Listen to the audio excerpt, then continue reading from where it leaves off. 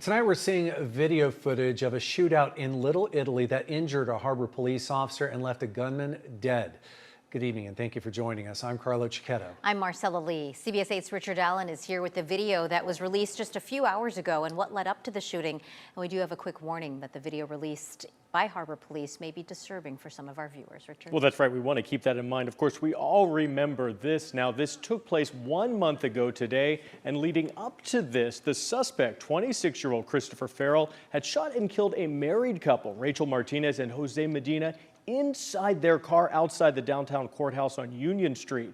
Now, from that point, the search was on for Farrell, who was spotted about 40 minutes later, a mile away near Juniper and Kettner in Little Italy, where he had been hiding behind a utility box.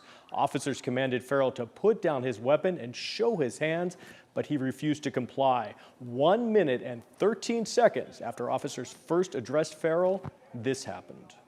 Drop the gun! We're Harbor Police! Please just drop the gun! We need to talk about this!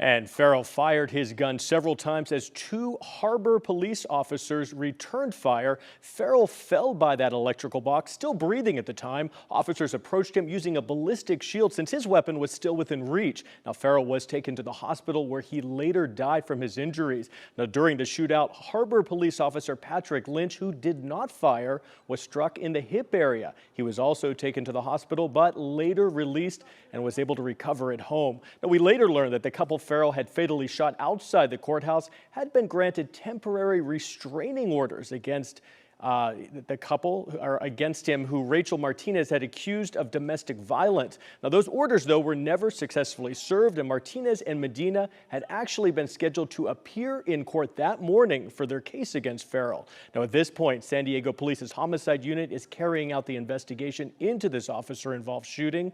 Once completed, the DA's office will review that investigation. And that investigation will also be closely monitored by both the U.S. Attorney's Office and the FBI. Now, we'll have much more on this story coming up on CBS 8 News at 11 p.m.